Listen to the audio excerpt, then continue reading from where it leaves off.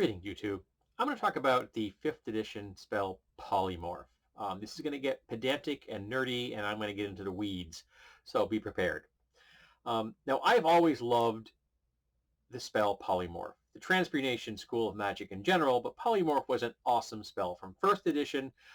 We loved it, and we abused the hell out of that spell in both 1st and 2nd edition. Along came 3.5, and they began to differentiate it into like a polymorph that you would use on yourself or your allies, and then one that would use on enemies. Okay, so then instead of having one spell, you had two kind of schools of thought. That's fine. In 5th edition, they've decided to merge those back together. So now it's back kind of like the 1st edition vibe, but in the 5th edition set of rules. I've noticed a lot about 5th edition. It seems to be harkening back to the 1st edition. I'm sure that this has had a lot of people very happy, and some people are rather indifferent to it. I have finished reading the Player's Handbook, and I have just finished reading the magic items in the DM's Guide. So I'm working my way through that, and eventually I'll get around to reading the Monster Manual as well. So eventually I'll start talking about that. The spell in 5th edition kind of stopped me dead in my tracks. All right? I stopped, in fact, and I read it multiple times. Because I'm like trying to read, I'm reading, I'm going like, is this saying what I think it's saying?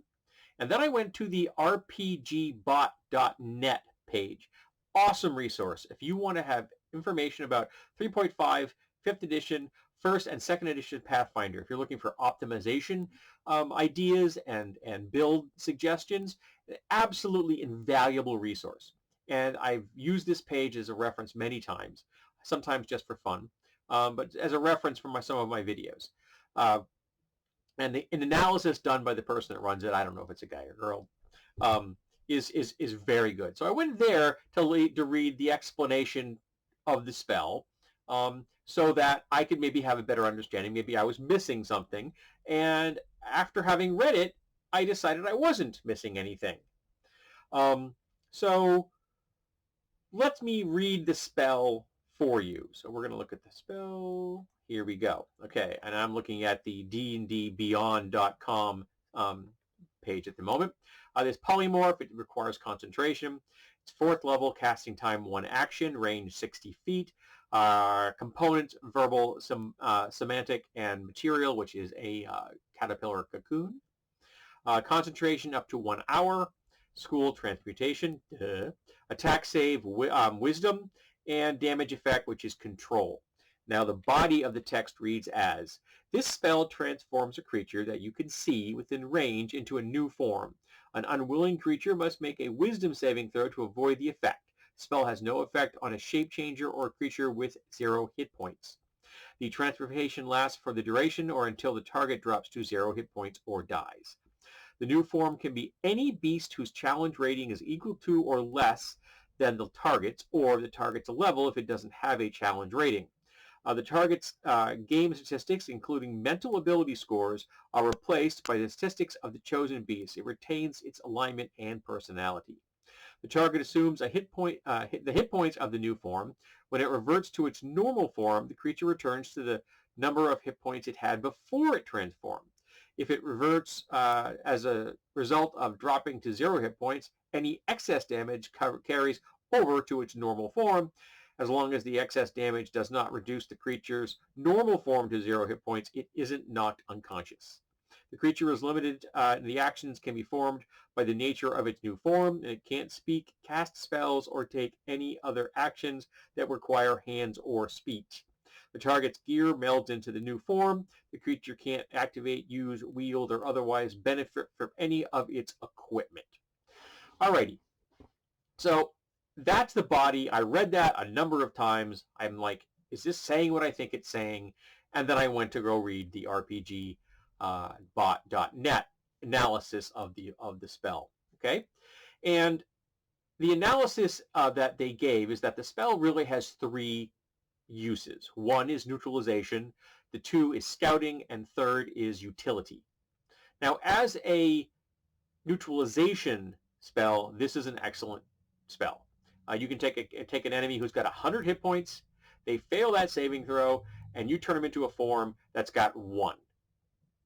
In fact, I was kind of surprised that the RPGNet bot.net suggests that you use the rat as the preferred neutralization form, but rats can climb, swim, and are pretty fast.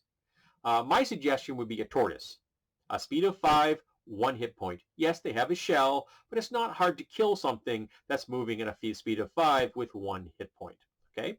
So in that regard, I agree that this spell is excellent for neutralizing an enemy. The second use of this spell is the scouting. Okay? Now, brief aside. Throughout the entire history of D&D and Pathfinder, the normal range of statistics for a mortal are 3 to 18. Yes, that does differ depending on the species that you are playing. I get that. But bog standard, commoner, 3 to 18 is the range that you're normally looking at. Okay? If you're playing Gold School, you would roll 3d6, roll them, sometimes people are really hardcore, 3d6 in order, and that's what you have to use for your character. Or 3d6 and arrange them as you like. But since then, most people have changed that. I know we used to do 5d6 back then. Then we did point buys or even arrays. So there's lots of different ways of deriving your statistics. But the average for a bog standard commoner is 3 to 18. Okay? If you are below a 3, you cease to be sapient. This is very important. If you have an intelligence of less than 3, you are no longer sapient. You are sentient. There is a difference. My cats are sentient. They are aware of their surroundings. They will react to their surroundings. They will seek out shelter, food, and comfort. They will run away from what they perceive as risks. My cat's perceiving things as risks that in actuality are not. A sapient being is self-aware. They know what the thing in the mirror is. All right?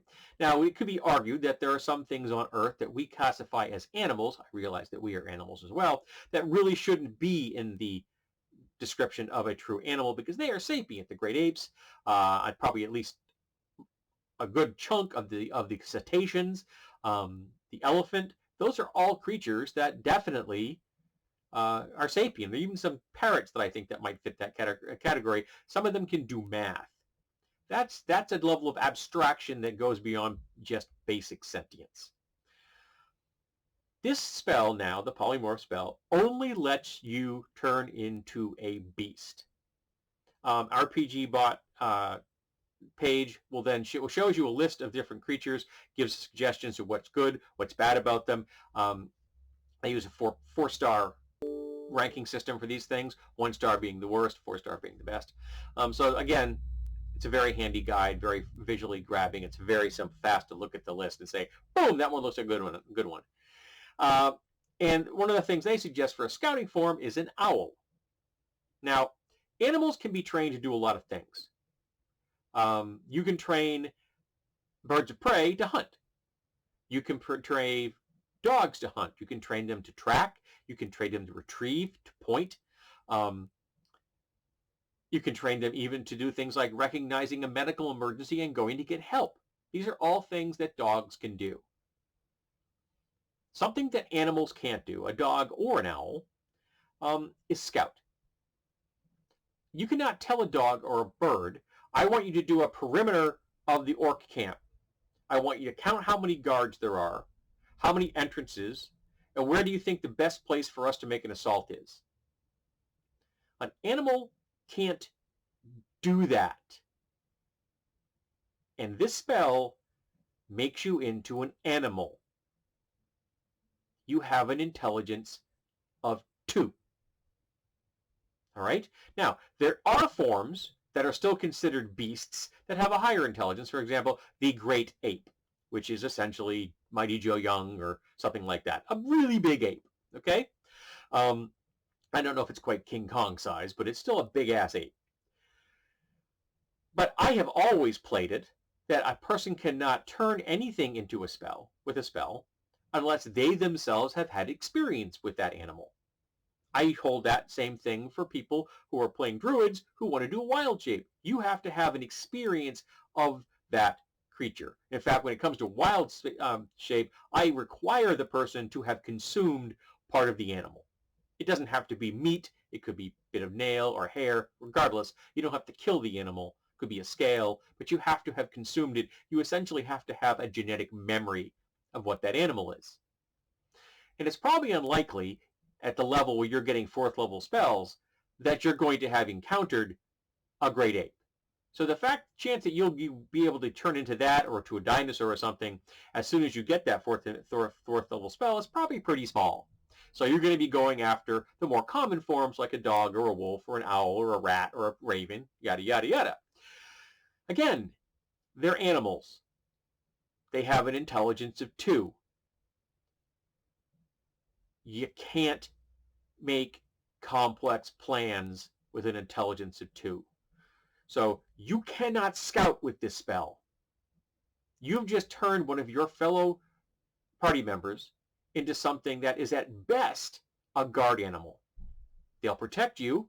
They'll know who the bad guys are probably, reading your body language and such. If the party doesn't have a wolf or something, well, now you do. Cool. Maybe that'll help the party out. That falls under the utility feature, I guess. But as far as combat, I can't imagine how an animal will be better than the person they were before they became an animal.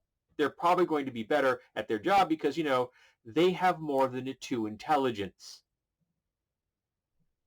I was dumbfounded by this. Flat out, I'm like, you gotta be kidding me. Now, the second thing about this is that the new form takes on not just the mental characteristics of the animal, but all characteristics of the beast. So you're essentially playing the stat block that is found in the monster manual. And you get the hit points. As I mentioned, turning an enemy who has 100 hit points into a tortoise means that they now have 1 hit point. Now, hit points are weird.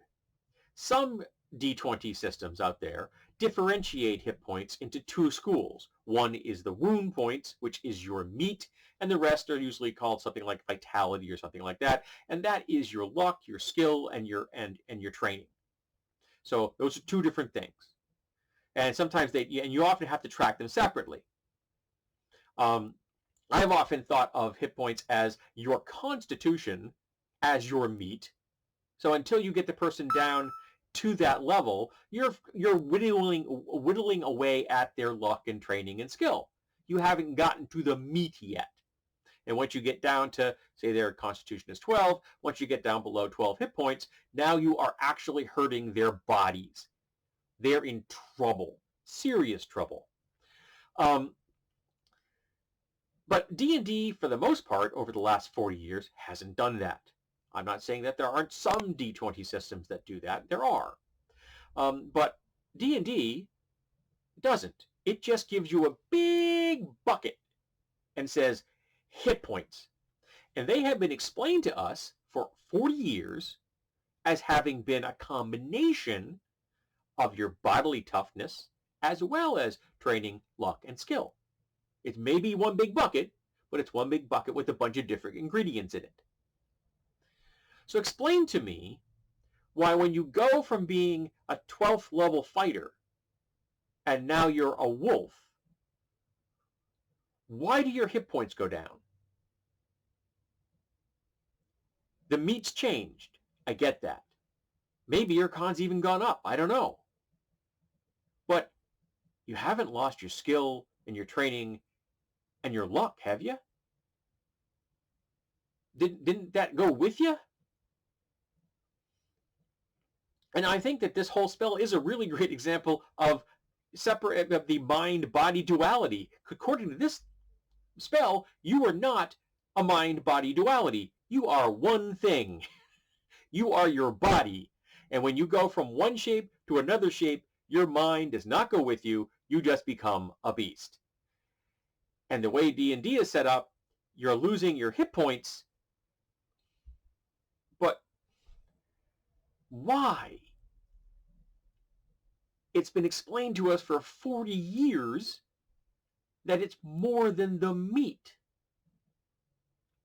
Now, I actually wouldn't change this particular rule. Why?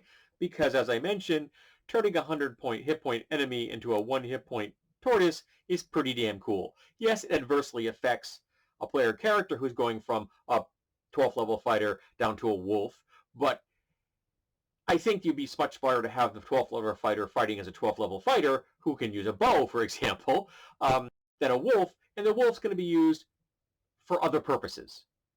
Now, finally, we get to utility. Now, remember, you're an animal. You're a beast. And ordinary beasts, intelligence of 2. And I'm having a really hard time imagining why it would be a good idea to spend a 4th level spell slot to solve a utility problem in an adventure. Couldn't you have found a much lower level spell solution, or even a non-magical solution to a problem? Maybe like, heck, levitate or fly are both lower levels and could cover a lot of utility solutions. Buff spells that make people faster or tougher or stronger, they can also, many of those are below 4th, and they also could be used for utility, and they don't lower the intelligence of the person that's receiving the spell. Now, one thing you could do in the old days, back in first edition, is you could cast a spell on yourself. This spell doesn't allow you to do that. I think you have to get to the true polymorph version of the spell, or shape change, before you can actually do that. So, but you'd be able to do that as soon as you got that 4th level spell back in first edition, if it was 4th level. I can't remember if it was 4th level or not, to tell you the truth.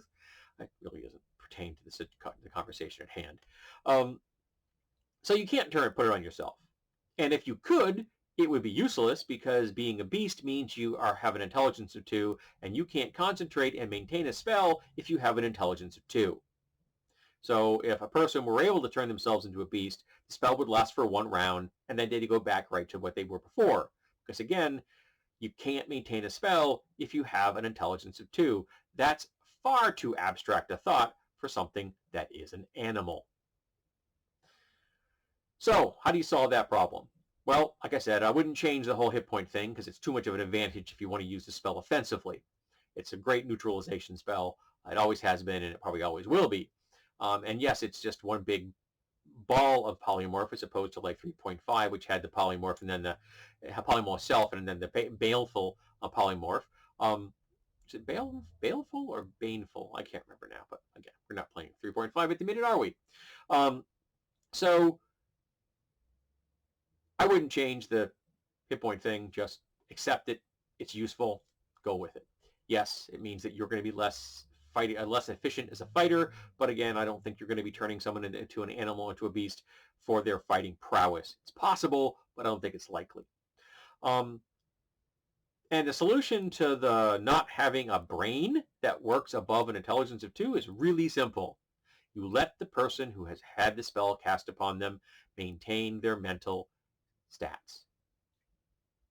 That's simple. And I don't think it's a deal breaker. In fact, I cannot conceive of how that would be disadvantaged in any way to the rules, how it would adversely affect a game or adversely affect the balance of the entire game, the entire rule set. And I cannot figure out why they would do this. I really can't. Because you made the spell absurd by doing that. I'll give you an aside here. Back in first edition, I played a character, Sir Lord Ranger Takana. His portrait's on the wall. I really have to do his player character sheet or notebook. It's many pages.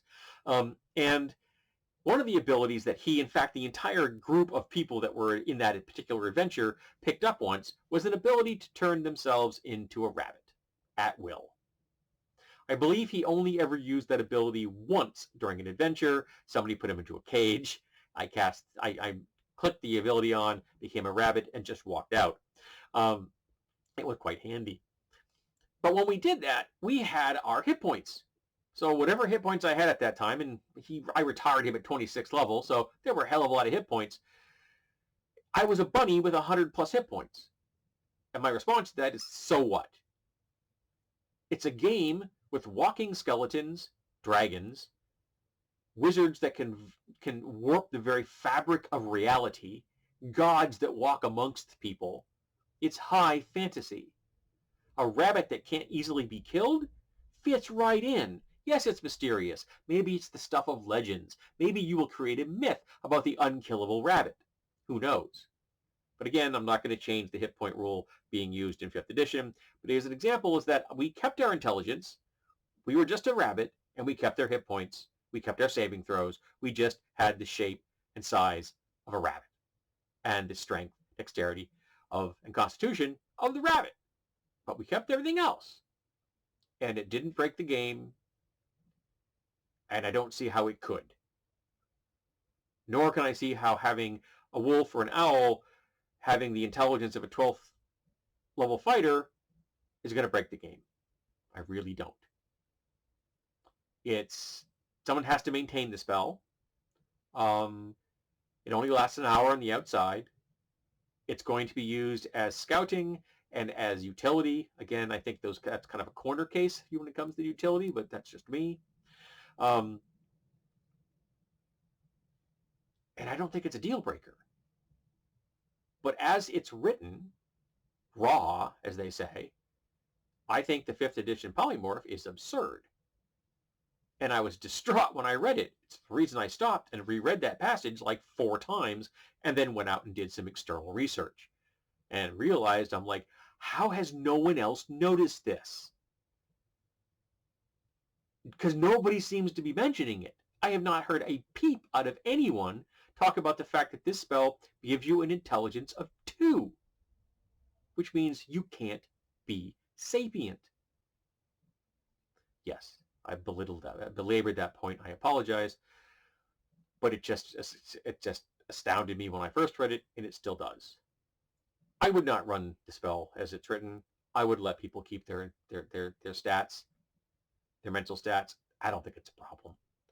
They can't cast spells or use sonic abilities when they're in it. Their magic items in their gear, regular mundane gear, all neutralized. You have severely gimped these characters. They are nerfed like an orbital strike. Okay? They are not doing the things they did when they were in their humanoid form, or whatever form they had before they were turned into a beast. So, yeah. Let them keep their intelligence. I don't think it's going to break the game. It's a 4th level spell. That's pretty darn powerful. So, tell me what you think. Did you notice this? Have you heard anybody else talk about the fact that they've noticed this? Has anybody encountered a problem while using this spell? I'm not playing 5th edition right now. I'm not sure I ever will, because frankly, I'm not all that enamored of it. To be honest with you, the things that have gone back to 1st edition are things that I personally felt we were better off leaving behind. I understand that lots of people have nostalgia for that.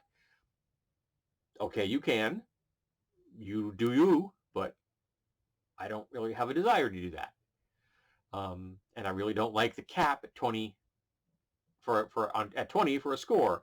I really don't like that. I think that diminishes the grandeur of the very concept of high fantasy. In a game like this, you should be able to play a demigod. I don't have a problem with that. So let's talk about the 5th edition Polymorph spell. Yes, I've gone off a very long time on this. I apologize. But I've been thinking about this for days. It's been beating me up inside the head, and I had to do this video to get it out. So, what do you think about it? Do you think I'm completely off base here? Do you think that I have interpreted this spell completely incorrectly? Has anyone out there else been corrected in this and been said, no, that's not what happens. This is what you do. I'm not sure. You tell me. I'm not up on the 5th edition community. I'm never going to be. Maybe someone else has already addressed this problem. All right, so thank you for being here. I look forward to hearing your comments, and I hope that you have found this entertaining, if a little on the pedantic side.